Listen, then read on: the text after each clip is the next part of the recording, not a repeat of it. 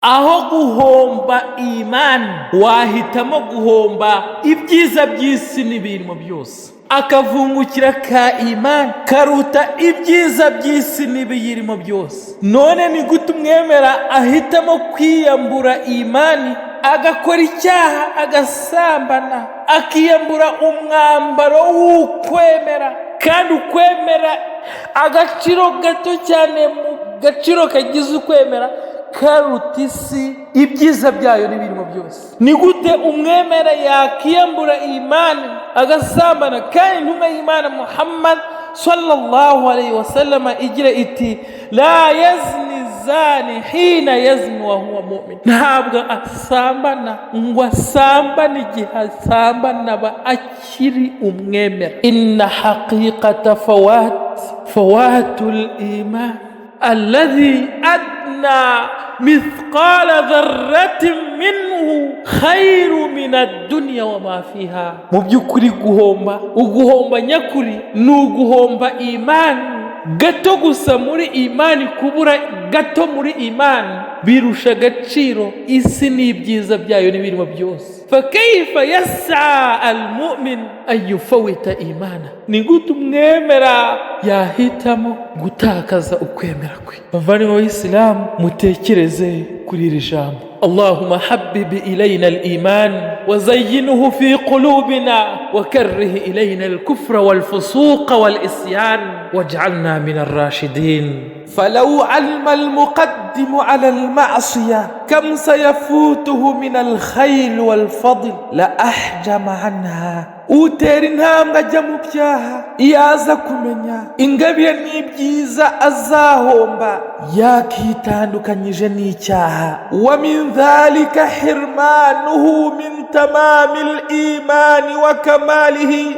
utera intambwe agana icyaha aziririzwa kugira imani yuzuye, kama qala an-nabiy sallallahu alayhi wa sallam la yazni zani hina yazni wa huwa mu'min. Ntabwo asambana igihe asambana ngo afite imani. wala yashrabu al-khamra hina yashrabuha wa huwa mu'min. nta nubwo anywa inzoga ngo igihe ari kuzinywa aba ari umwemera. wala yasriqu as-sariqa hina yasriqu wa huwa mu'min.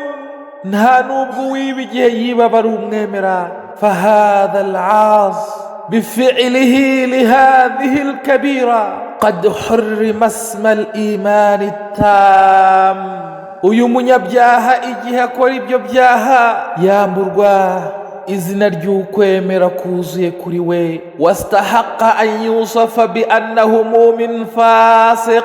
agasigara n'ikimwaro cyo kwitwa umwemera w'umufasiki au mu'minin fajirin, cyangwa se umwemera w'umufajiri, au mu'minin asin, cyangwa umwemera w'umunyamaasi, umunyamakosa. wafawwata ala nafsihi khairatin azima. agahomba ibyiza byinshi fi dunyahu wa ukhra, mu buzima bwe bwa hano kuri iyi si ndetse n'ubuzima bwe bwo ku munsi w'imperuka. wa min fawatil khayri alladhi qad yalhaqu al-'asi aydan dhahabu hasanatuhu wa a'maluhu as-salihah. nanone kandi mu byiza n'ingabire ahomba umunyabyaha abura bya byiza, abura ibihembo by'ibikorwa byiza yari yarakoze. fa an Thu'ban radiyallahu anhu an nabiy sallallahu alayhi wa sallam annahu qala. iyi ni hadithi yakiriwe na Thu'ban, Imana imwishimira yigwe ku ntumwa y'Imana Muhammad sallallahu alayhi wa sallam. qala, intumwa y'Imana avuze iti la a'lamanna aqwaman min ummati ya'tuna yawma al-qiyamah bihasanatin amthali jabari ittihamatin bayda fayaj'aluha Allahu azza wa jalla haba'an manthura.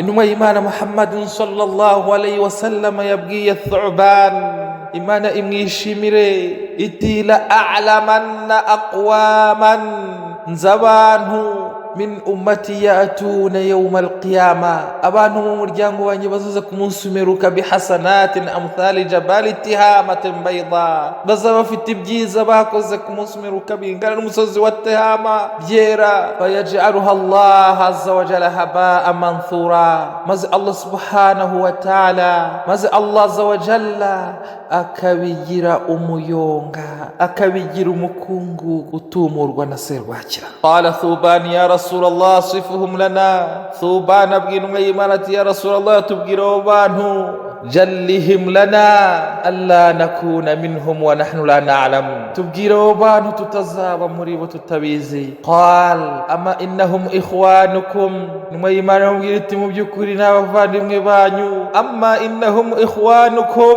wa min jildatikum wa ya'khudhuna min al-layli kama ta'khudhun, n'abantu banyu n'abavandimwe banyu babyuka amajoro bagasari nk'uko namwe mubyuka amajoro. Walakinnahum aqwamun idha khalaw bimaharimillahi intahakuha, ariko n'abantu iyo bihishiriye gato iby'Imana yaziririje barabizirura. Qala Qatada rafiqa rahimahullah, man istata'a minkum an la yubtila amalan salihan amilahu bi'amalin sayyi falyaf'al, uzashobora kutangiza ibyiza bye azagerageza byirinde, azagerageza yirinde ibibi nyuma yo gukora ibyiza. Fa innal khayra yansalihu sharra wa inna sharra yansalihu al-khayra, ibyiza bihanagura ibibi ndetse n'ibibi bihanagura ibyiza. Allahumma habbib ilayna al-iman وزينه في قلوبنا وكره إلينا الكفر والفسوق والإسيان واجعلنا من الراشدين. اللهم توفنا مسلمين